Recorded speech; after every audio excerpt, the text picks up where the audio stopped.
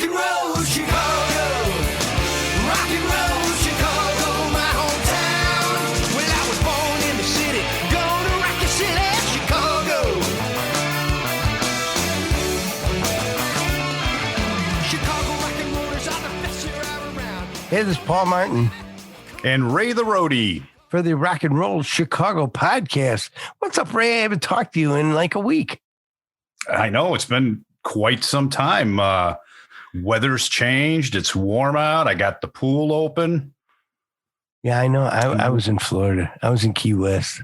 Yeah, I know. I don't want to hear any more about Key West. Nah. The southernmost point of the United States of America. Yes, it was beautiful. It was beautiful. Did you buy a house? No, but I looked at some. Yeah. Yeah. As I was Sticker shock? As I was driving down the street, I looked at them. Oh. Yeah, they're not cheap down there.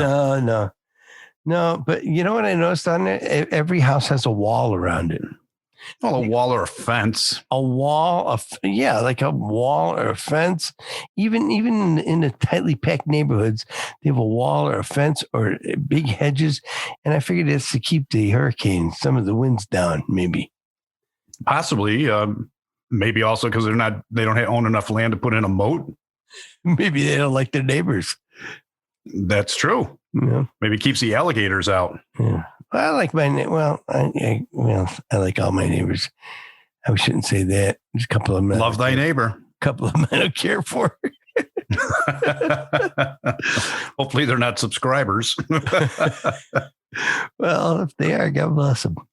Good for them. You know, I got a little sticker shock. You did? I opened up the pool. I was so happy, nice and clean. It's ready to go, and had to go buy some chlorine because, you can't run a pool without chlorine. No, of course not. I went to the store. I went to my usual store that I go to. Went in there and looking for my bucket of chlorine that I paid $80 for. But now I had heard that there might be a chlorine shortage and, so there may be a price increase. I'm like, okay. So I went and found the chlorine and looked at the sign and I thought it said $119.99. And I says, oh, $40. I'm like, wow. I'm like, yeah, it's $40. I need the chlorine. Got to go. So I brought it up there. Guy rang it up. I read the sign wrong. It was $199.99. It went up $120. Wow, that's quite an increase.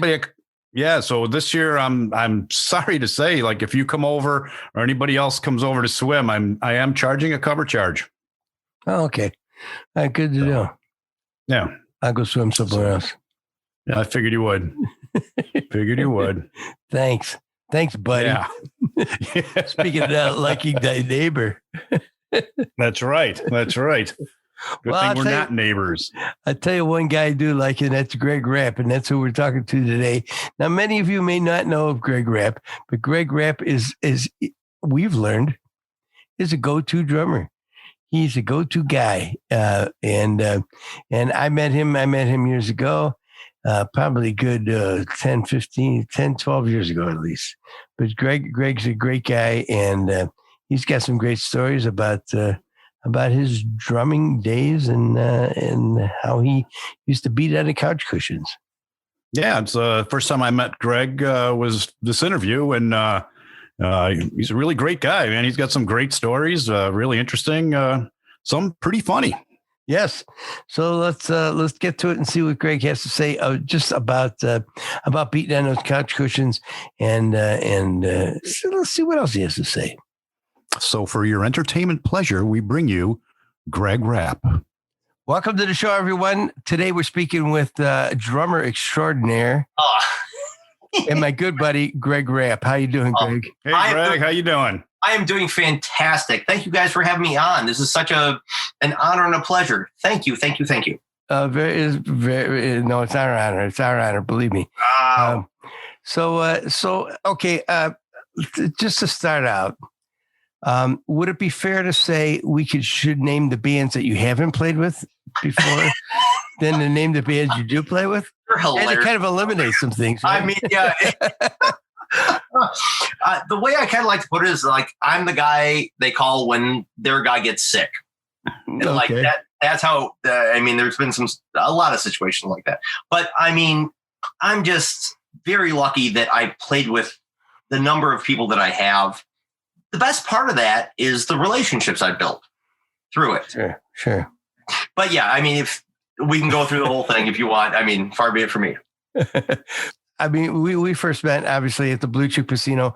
I was running sound. You were drumming with the Spaz or the Afros. I'm not sure which one. One or the other, something like that. Yeah, and of course, just became good buddies, and had a beer or two. I think exactly. But where did it all start for you? Let's go back to the young Greg Rapp. Oh. And how did you even get into playing music? First? Yeah, I was thinking about going a little bit further back, please. In time. Was it cloth diapers or Pampers? No, not that far back. Okay, but not well. So I was probably probably about 12 or 13 years old, and it's funny. Like I've never talked about this. I was sitting in my parents' 1977 Caprice Classic station wagon on the corner of Willow and Arlington Heights Road. Specific enough for you? Sure, okay. Where I heard something, I and it's so weird that this goes this way. Like I heard bat, bat, bat. I'm like, anybody can do this. I was like 12 years old. So I started watching the drummers on like MTV and stuff. I was like, well, okay. And then, they do this, the right hand crosses over. Okay, cool. I'm like, well, I can probably do that. Okay. So I did, what we all do, the pots and pans. Really, for me, it was couch cushions. I set them up, tore the cushions off the couch, put them around. But the weird thing was that I did it lefty because I saw drummers in the reverse. Oh, yeah. A mirror image. Exactly. Right. So I'm like, my first band that I was ever into was Hugh. Kind of like Phil Mickelson did with his. Actually, he's out of lefty. I guess he's a righty.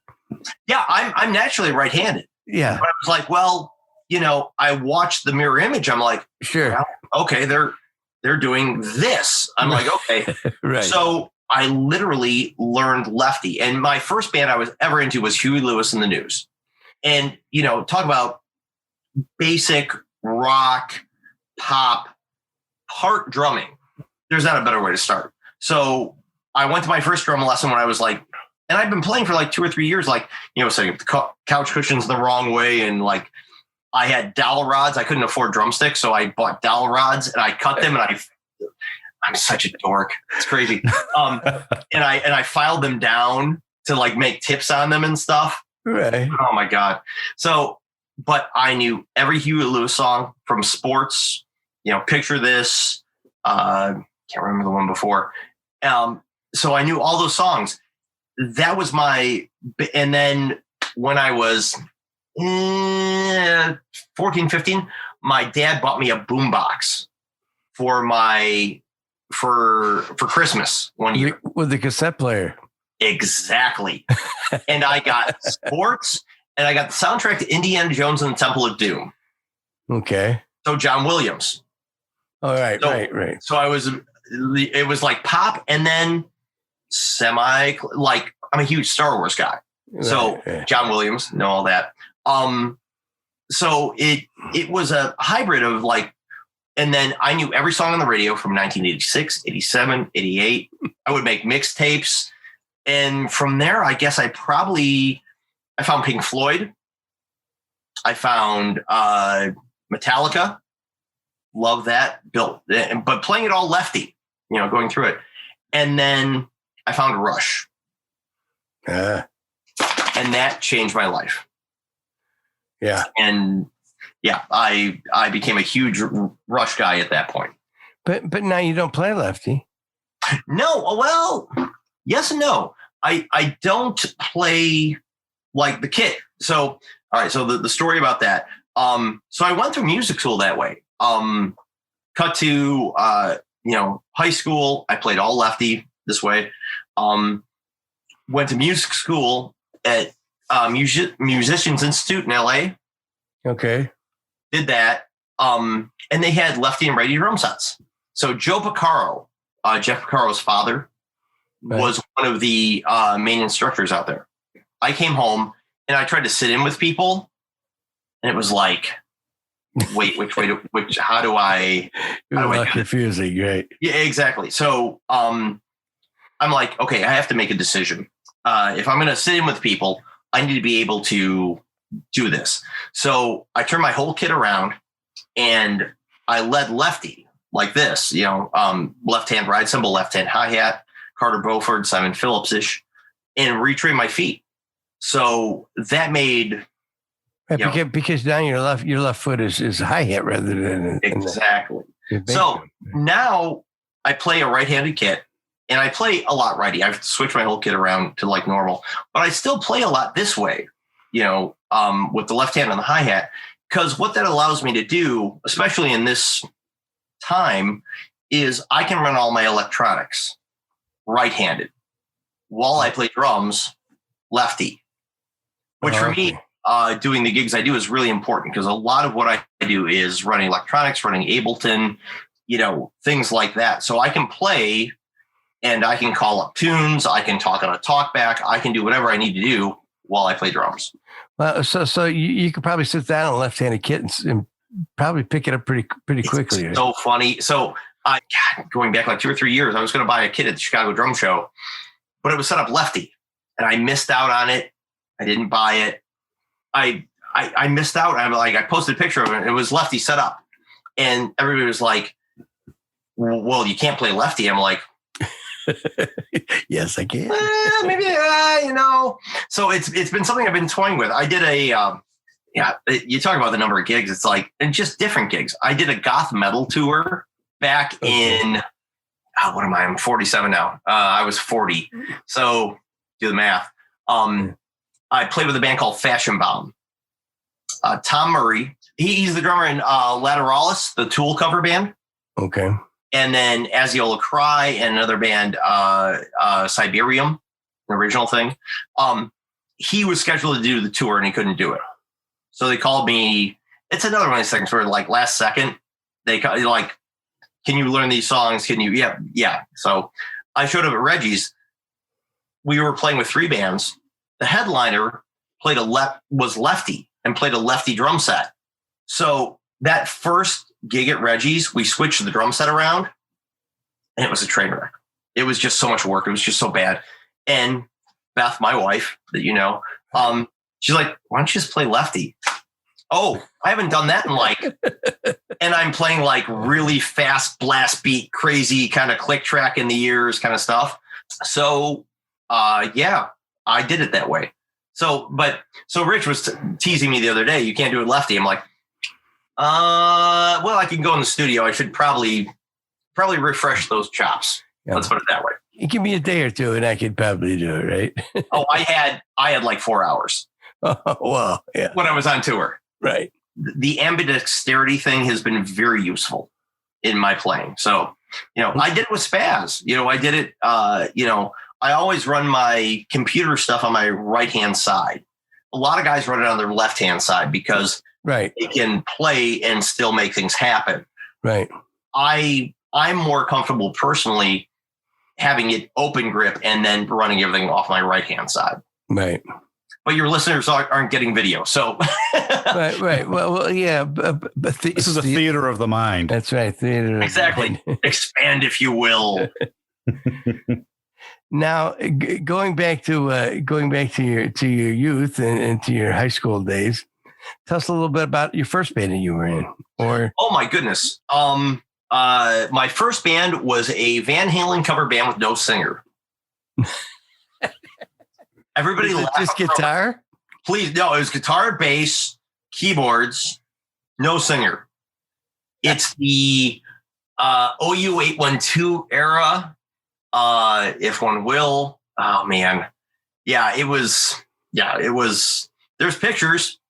Thank God there's no audio. Holy crap. But shortly thereafter, I moved forward. I met a guy named Chris Siebold, who is a good friend of mine. Amazing guitar player. Good Lord. And he changed my life. He introduced me to Alan Holdsworth and Frank Zappa. And those 2 guitar players, it was like mind blown. And I spent the next till now going through their catalog and trying to assimilate the genius that is that. But yeah, I mean, I met Chris and my wife Beth at the same time, November 1990, and at the variety show. And I didn't know Beth would go on to be my wife, but Yeah. Here we are all these years later. But playing wise, yeah, that made a huge difference for me. Just being exposed to, Chick Corea, Alan Holdsworth, Frank Zappa, all the fusion stuff. I really got deep into that. And just after that, I went to California and I signed up at Musicians Institute and did that for a year. Right, well, you mentioned that you went there to California, and what year was that? That was 93. Okay, and you only went for 1 year? Yeah, it's a 1 year program. At least it was at that point. Oh, okay. I did that. I came home. I didn't really know that there were multiple ways to make a living as a musician. I didn't know that you could job or that you could play. For those who don't know, jobbing is like playing weddings, playing corporate events, Right. things like that, or like playing at the Blue Chip Casino, Right. that kind of thing. It's the same kind of thing. I didn't know that was a thing. So I worked at an auto parts store. I worked at Track Auto. So I did that for a while. And then I actually ended up moving back to LA in 1996 to quote unquote make my living as a musician, which means quote unquote go in debt $35,000 to your parents. Yeah. Yeah, that was that. And when I came home, So how'd it go in LA? the second time, rough, really hard. How long were you there? I did a year, the first time, a year, the second time. Okay. And when I came home, But the first time you're going to school, right? right. So it wasn't like trying to. The second time you were trying to find gigs, right? Yeah, and I played some gigs and I did some things, but I came home really with my tail between my legs. I really did, and quite honestly, I went, well, guess music isn't going to work. What am I going to do? I got to figure something. So my dad was good at computers. I'm like, the Harper, the local community college down here. I'll go there. I'll just take computers. My dad's good at computers. I'll do computers. Same time, a guy named Jim Strike called me from the drum pad where I chopped for years before. He's like, we have an opening. Would you be interested? I'm like, yeah, totally. I need part-time income. I was living with my folks. So I went there, and that was a salesman or as a teacher? Originally as a salesman, like me and Victor Salazar, whose birthday was yesterday. Happy birthday, Victor. Everybody knows Victor. So I did it as a salesman at first. And then after that, he said, hey, there's a teaching position available. Would you like to do that? I'm like, yes, I have the MI thing. So I did that for the next 10 years. So you not to interrupt you, but no, but you never were taught. You learned drums by hitting your couch cushions. Oh yeah, but then you went to school. I didn't have any formal lessons. I had a little bit here and there. I had, but the schooling in LA you did, right? Yeah, and that was a thing. It's interesting, man. Education and that kind of stuff. I've been a part of it for so long. I'm 47 now. I had very little of it when I started. Wish I had more. It's, that early part of my life, I had a drum teacher at a store in Buffalo Grove, Illinois, and I had no drums. I was so into it. I had the couch cushions. I'm like, I was so passionate. I want to play drums. This is what I want to do. My mom took me to the store. She didn't know better. And this guy there, he had to be, I don't know, I can't even guess at this point, 20s, mid-20s, frustrated classical guy. He's and you took lessons on a practice pad kit. I don't know if your listeners know what practice pads are, Sure. but they're like, that's what you do when you don't want to make a lot of noise. Right. So, and it's like, this isn't drums. This isn't Huey Lewis. This isn't Metallica. And they're backwards. Duh. Yeah. And he was the gateway to getting me a drum set. He was like, hey, I'm like, Mom, I want drums so bad. Oh my God, Mom, I want drums so bad. And if your drum teacher says it's okay, we'll do that. Cool. He asked the drum teacher, he's like, I think with 3 or 4 more years of lessons, he'll be fine. It crushed me. I was like, I'm done. I'm just no more lessons. I'm going to listen to Neil Peart. I'm going to listen to Lars Ulrich. I'm going to listen to every song on the radio. I'm going to play every Def Leppard tune, every Poison tune, every Celine Dion song and everything that was on the radio in like 1987, 88, 89. It's a complicated thing. I wish I had more formal education at an earlier age, but I'm kind of glad that I did the work I did and got into music and bands, instead of just drums. But here I am. So there you go. Well, I mean, I guess that's the difference between a guitar player and a drummer. A drummer can beat on the couch cushions or on pots and pans, which we've talked to a lot of drummers who started out that way. Oh yeah. But who was it who told us? Mike Arturi from the Love and Spoonful said he still has the pots and pans that his grandmother gave him that he used to beat on. And so cool. But a guitar player, I guess you had to have a guitar in order to play. Yeah, it's a different thing. It really is a different aesthetic. Or a keyboard player or whatever. Right. It's or a horn player. You have armature and like all that. Like drums are have the least entrance. You go boom, you go bam, you make a sound. That's cool. But as you get better at it and you learn the subtleties of it. But it is a true thing. Like, to be a guitar player, to be a bass player, to be a keyboard player, to be a horn player, it's a lot higher curve to enter into music, but not to downplay it. It is as easy as the on-ramp is, keeping it there and like learning the subtleties of it. It's a lifetime. It's a lifetime of work. Right. Well, that's what I always kid my drummer. I says, you hit the snare and a 2 and a 4 and you're good. Right? I hear it all the time. Yeah. I'm like, yeah, just go boom and bam. Yeah. but it's funny. Like, post-pandemic, going back to work, not to fast forward, 35 years. I did a lot of work during the pandemic. I practiced really hard. I knew it looked like I was going to have a lot of time on my hands. So I'm like, okay, I'm going to use this productively.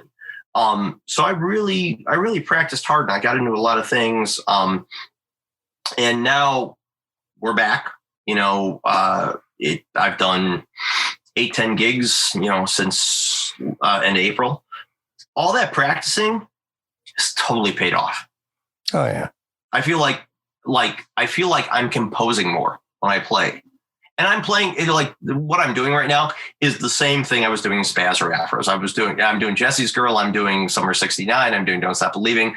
I'm doing, jobbing. I play in a Maggie Speaks band called Shout Out. It's fantastic, great players. But I feel like it's stepped my game up to another level.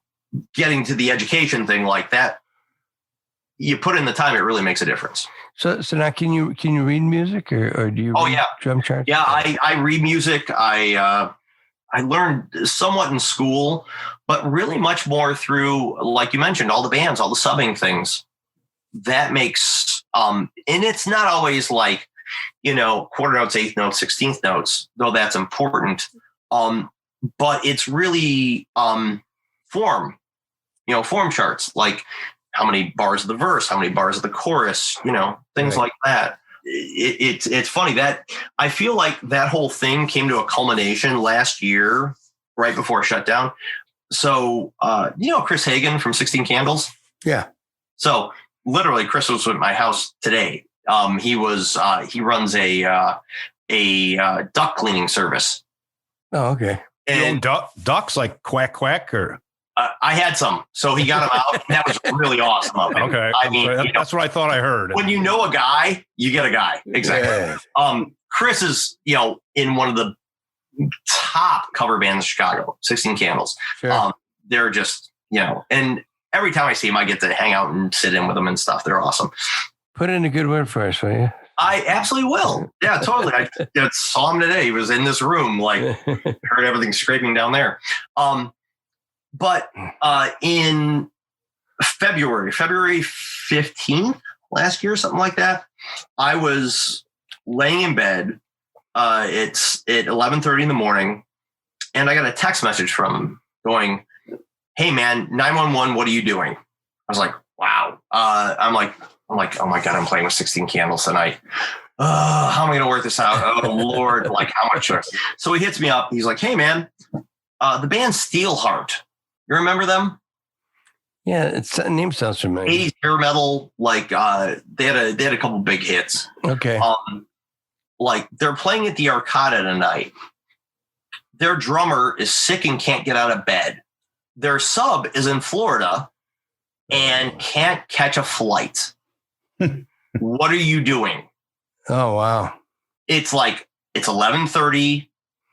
I had a gig the night before. I'm literally in my bathrobe, and I'm like, "Oh shit, dude." I'm like, "Yeah." He's like, how many songs can you learn? How fast can you learn them? Yeah. Wow. And I'm like, it's the one song with the guy that sings real high, right? Like Angel Eyes. Yeah. I'm like, okay, cool. I'm like, how many songs do I have to learn? I don't know. I'm like, dude, have management call me. Let's figure this out. So management calls me and they're like, can you learn 6 tunes? 6, 7 tunes. I'm like, probably. By when? It's 11:45. I'm standing right there in the doorway with my robot. So sound checks at 4. Wow. Okay. In downtown Chicago. No, St. Charles. Oh, in St. Charles. The Okay. Arcada. So it's an hour. Oh, the Arcada, right. All right. Right, exactly. So I'm like, send me whatever you can send me. They're like, you're so helping us out. Whatever you can do, great. And then the guitar player calls me. He's like, "Hey man, you cool?" I'm like, "Yeah, man, I'm cool. Got it." Here's all the stuff. Stuff starts coming in via Dropbox, and I just have to go to work. And I go to Beth. I'm like, "This is happening." She's like, "Holy shit, this is happening." Wow. And I literally sat here with music paper and not a punnet chart because I'm doing biology, just charting the stuff out. And I would literally chart a song out, go to the drum set and play it. And that's all the time I had. Once here, once there, come back, learn the next song, come back, learn the next song. So I did that. Beth, meanwhile, God bless her, goes online, finds her last 5 set lists, gets my clothes ready, gets everything done, makes me a sandwich so I can maybe have carbohydrates and eat. That Beth's a good girl, isn't she? She's sweet. I am humbled to be a part of any of this, for God's sakes. So, so 2:30, we gotta go. I'm like, shit, I'm not done. Wait, hold on. I gotta I'm literally writing it out as we get in the car. I get a text message from the guitar player. "Hey, that version we sent you, that's the studio. Here's the live version." Oh man. So literally, we're driving down the road, car bumping. I have a chart in my hand, the radio on, trying to transcribe this live version. So I get there. I mean, this is taking more time, but so I get to Arcada. They've got backline. We're opening for Firehouse. Okay. Sure. Super nice guys. Yeah. Super cool. They got a drum set for me. They got cymbals, the text there. He's like, "What do you want?" I'm like, "I don't know. What do you got?" He's got, "I got 3 up, 2 down, whatever." I'm like, "Give me 1 up, 2 down, all the cymbals." Cool. Great. And I help him set it up. And the guitar player walks in. He's like, "Hey man, you cool?" I'm like, "I think so." Yeah, cool. Bass player walks in. So the bass player was a sub 2. Kevin Chown. Kevin plays with Sebastian Bach normally. Chad Smith from the Red Hot Chili Peppers. Good. He played with Chad Wackerman, who's played with, Frank Zappa, Ellen Holdsworth, Barbara Streisand. Yeah. And this is the guy who's on like the hair metal gig with me. That's hilarious. So it's one of those things where you just get thrown in it. So, and they're like, hey man, it's cool. We'll run all the tunes at soundcheck. Soundcheck is a disaster. Like you can't get it dialed in. Everything's not working. So I had the chance to play 8 bars of one song with them before we had to cut. And we're like, no, you got to go downstairs. Okay. So I went downstairs and I went with Kevin and Joe, the guitar player and bass player. And I went through the live versions of the tunes with my charts, handwritten. And they're like, oh no, we don't do that there. We do this here. We do this, that. We do that 3 times, not 4. Okay. Oh shit. Okay. Well, okay. And I'm writing it down. Meanwhile, they cut the opener. So we're going on sooner. And I literally had 8 minutes before I went on stage. Once I finished charting everything out to go on and play in front of 1,000 people. Wow. And you know what? I'm sure you knocked it out of the park, right? It went great. That's cool. It did. It is the culmination of everything I've learned through all these gigs, through the spaz stuff and the Afro stuff. If I wouldn't have done that, I don't think I could have done that. All the charting, all the reading, like when I was doing those spaz and Afros gigs with you, Right. I have little cue cards over here. Like for all the arrangements, that's hard, man. Like Ray Luzier from Korn does those gigs. It's, he's a part of PWE. Like that's not like everybody kind of downplays the cover band thing to some degree. It's, Oh, it's not as easy as it's not. you separate the wheat from the chaff. Right. That's so yeah, the Steelheart thing was an absolute blast. And I mean, you mentioned earlier, like playing Jesse's Girl or Summer '69. right. But each band may play it just a little bit different. I mean, they may play that, do this part before they do that part or something. So, dude, this is like the ultimate of that kind of thing. So we're back post-pandemic, and I've played that song. Oh shit, I don't know, 7-8 times in the last 2 weeks, something like that. Okay. And the guitar player. So that guitar solo from Jesse's Girl, Right. it's a thing. Right. That has to be played like it is a composition. It is a through written part. Right. So all the guitar players I've done it with, they told me like before, like, oh, I don't know if I shedded that enough. And I'm not joking, 58.2% of the time they tank it. Halfway through, about bar 4, I think it's an 8-bar solo. Bar 4, everything just goes to hell in a handbasket, and I laugh and I go to the talk back and I give them shit. But it's a thing, man. Like the cover band thing is, the original thing is, and I'm not as well versed. I play an original band. I play in Nomadic Horizon, but the cover band thing is where I've really spent a lot of my time. And there's an aesthetic there and an appreciation of the gig and just getting the job done in business and showing up, doing a good job. That's, you've seen it all the time there at Blue Chip, Sure. And you see the bands that get that gig and the bands that don't. Right. What's your experience with that? Like as a sound guy. I mean, to be quite honest with you, a drummer to me is the guy who drives the bus. And when the drummer's on and he's driving the whole rig and he's pushing the band. That's what I appreciate about you, is that you always seem like you came in with confidence. You come in with confidence and you do your job. It's a big thing. It really is. It's a I'm taking lessons to this day. I have a drum lesson tomorrow with one of my good friends, Tom Hipskin, and we talk about that. At this point in my career, whatever, blah, blah, blah, like it's not about playing a faster paradiddle. It's about the mental game of playing. It's about where do you place your backbeat? It's funny. Me and Tom have been working on Steely Dan tunes.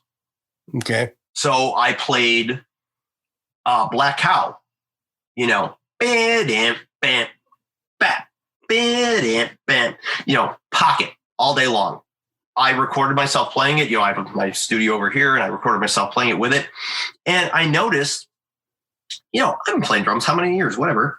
And, I do what I do. But I noticed when I recorded it. I look back at, and when you're recording, you can look at a grid and you can see where you line up with whatever. That my fills rush just a little bit. And a big thing that I noticed was that my backbeat on beat 2, after I played a fill, back boom, bagadoom, boom, bat. That first backbeat on beat 2, just a little bit late. Just a little bit, almost consistently late. It's that little kind of thing that the good from great. It's paying attention to the details, right? Exactly. And especially like doing studio work. Like during the pandemic, that's been a huge thing. Like March, April last year, everything got shut down. So it was like, well, what do we do? I got all this time on my hands. Well, I went back to school. I practiced a whole lot. I worked out a whole lot. That's one thing that I really appreciate was like the details of my craft. Right. And hooking up with somebody like Tom, who was the drummer in Hamilton in Chicago, who's been one of my best friends for 25, 30 years now. I mean, he's played with Patricia Barber. He's done Hamilton. He can play anything. He's just ridiculous. When I get together with lessons with him, it's not, like I said, playing a faster parallel. It's not like just, mechanics. It's the inner game of music. Right. And that's what really makes the difference for me. Let's take a time out here for a second. This is Paul Martin and Ray the Roadie, and we're here to talk to you about GHS strings. That's right, Ray. Whether you play electric guitar, acoustic, or bass, or even banjo, mandolin, or ukulele, then GHS has the strings for you. GHS strings are easy to play with a rich, full balanced tone available in many different gauges. Great for all musical styles. So if you play with the best. Play GHS strings. So who are you playing with now? Who are you still playing with Shout Out? I am. So yeah, I am playing with Shout Out. We just did a whole stint of gigs at Great Flags. I'm sorry. Oh, okay. Good Lord. Great America. Sorry. Great America. So much fun. So cool. We met a bunch of great people up there. So that went really well. And I have a wedding this Saturday at Little Goat. And a whole bunch of, there's a bunch of weddings, a bunch of Park District things. I'm doing that. Sucker Punch is still going strong. Now Sucker Punch is a cover band? Yeah. So it's me, Chris Ricardo, Mark Conzen, and Jen Cundiff.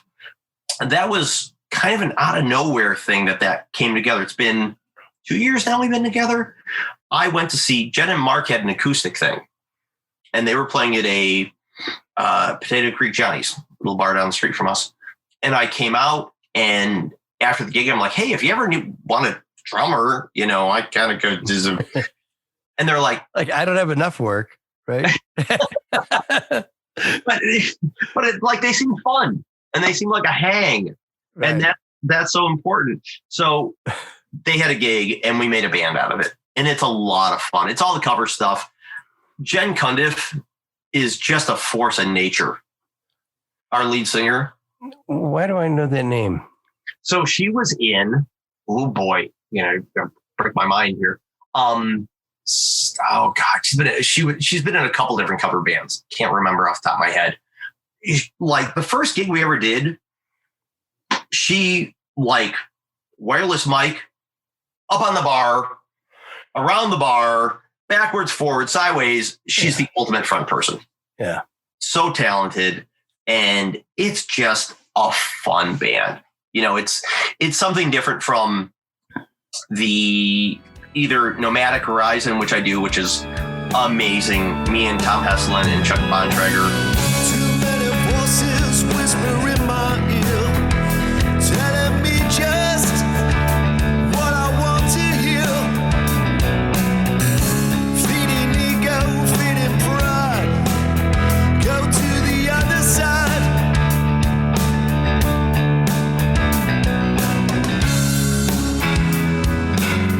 And something's creeping up my bones.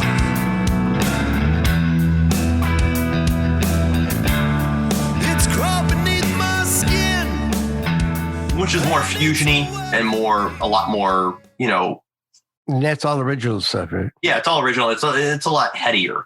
And then there's a shout out thing, which is great, but it's a lot more me running computers and running Ableton and doing that kind of stuff. Right. Sucker Punch is just fun.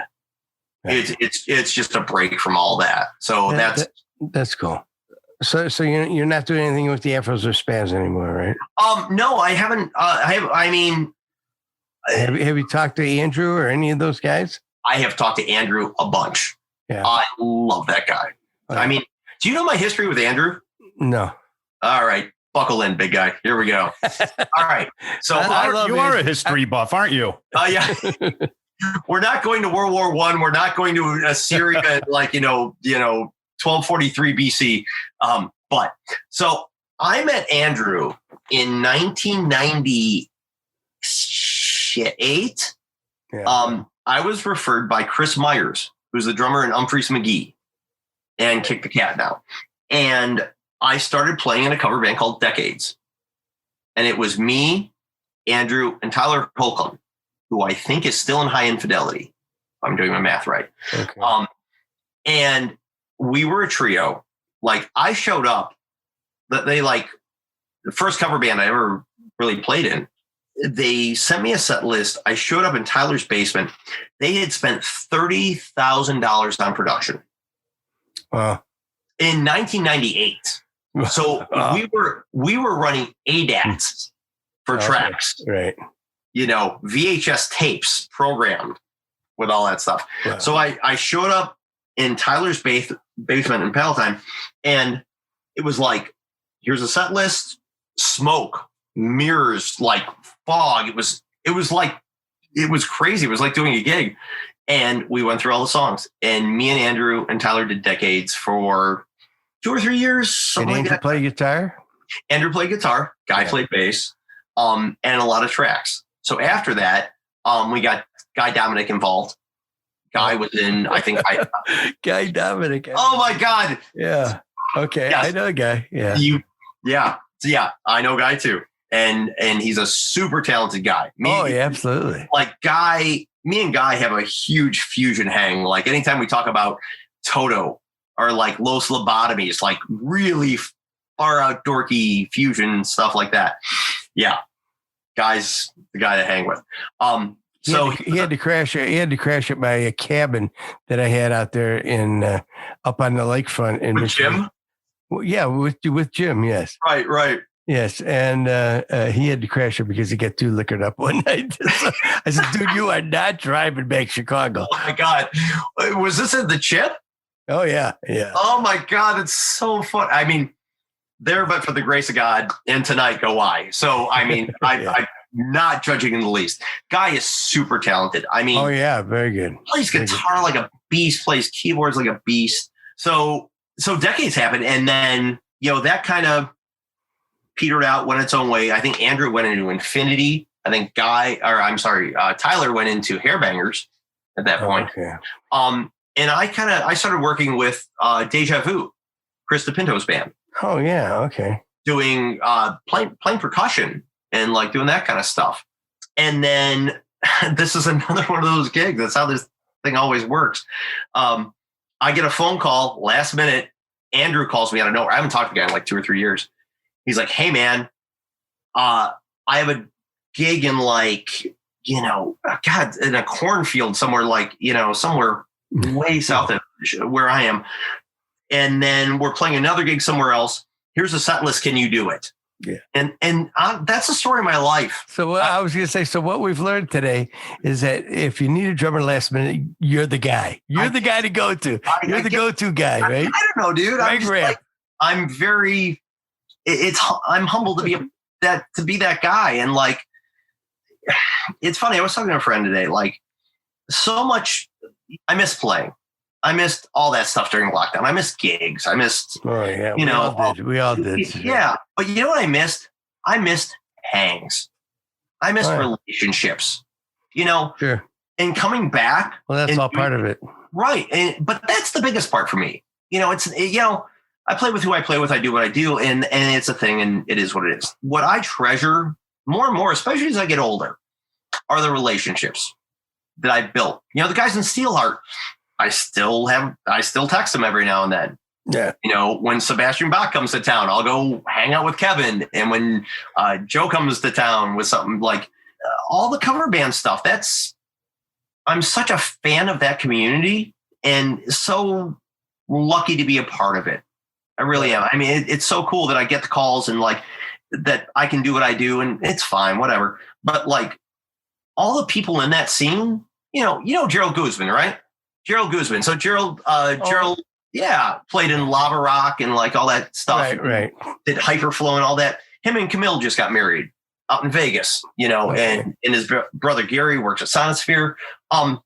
So Beth and I had a night off last Friday. We went to Woodridge Bar, something like that, up north of us, and we saw Gerald and Camille, and we got to hang out with them. And Beth bought a wedding present for them, and they came and we hung. And then Rob Benke showed up, who was part of Lava Rock and is now doing Pandemonium and a whole bunch of other things.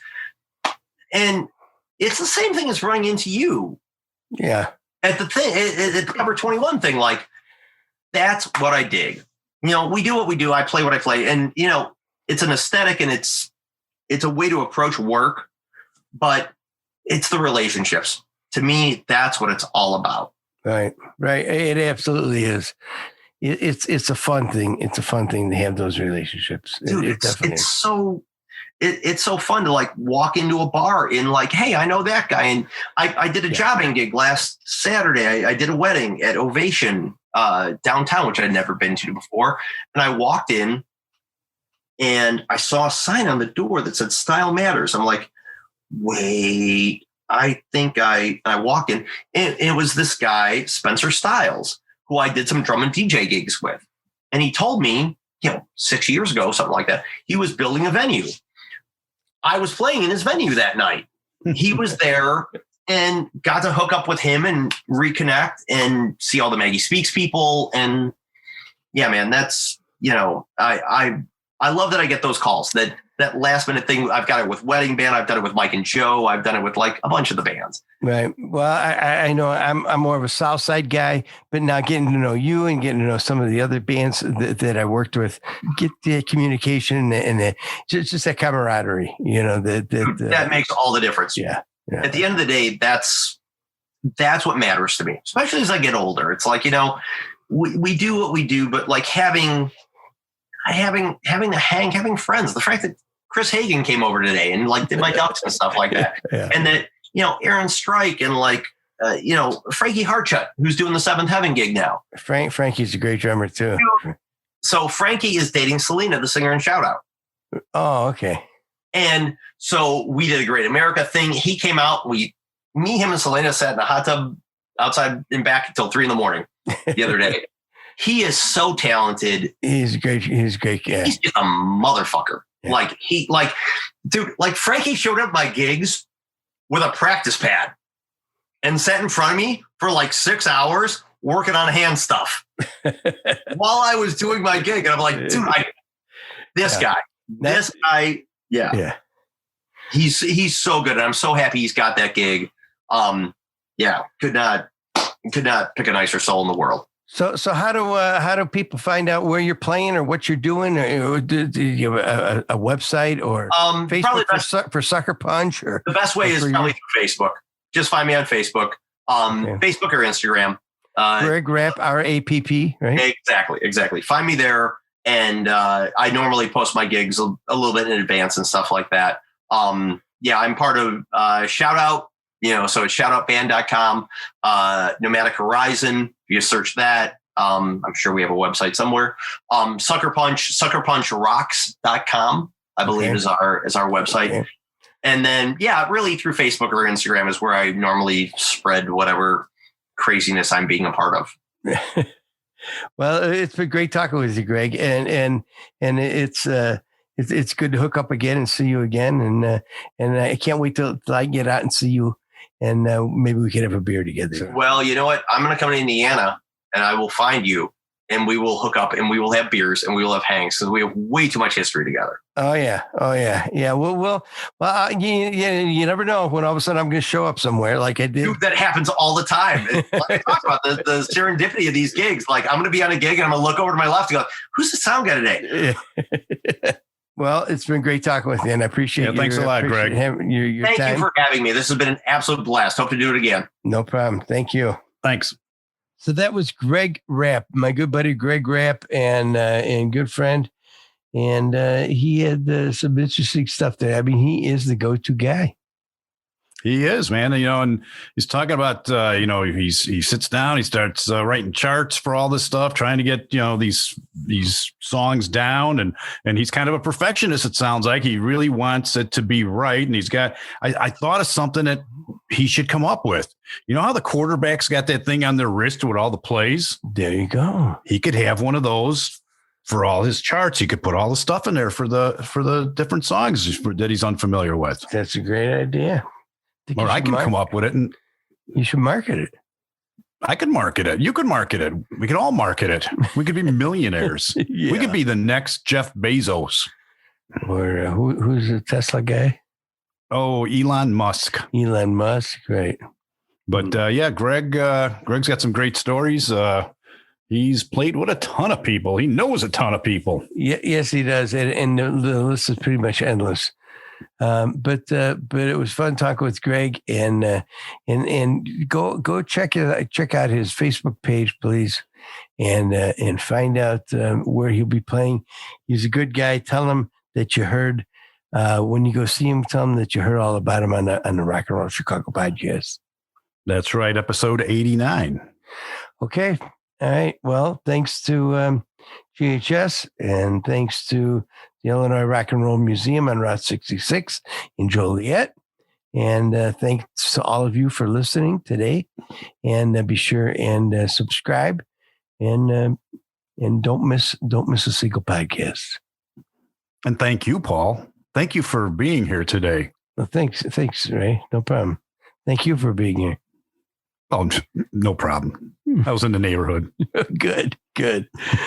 Thanks for listening, everybody. Thanks. See you next week. Bye. The Rock and Roll Chicago podcast does not own the rights to any of the music that's played on this podcast. The music is used to promote the band or musicians that are interviewed. Rock and Roll Chicago.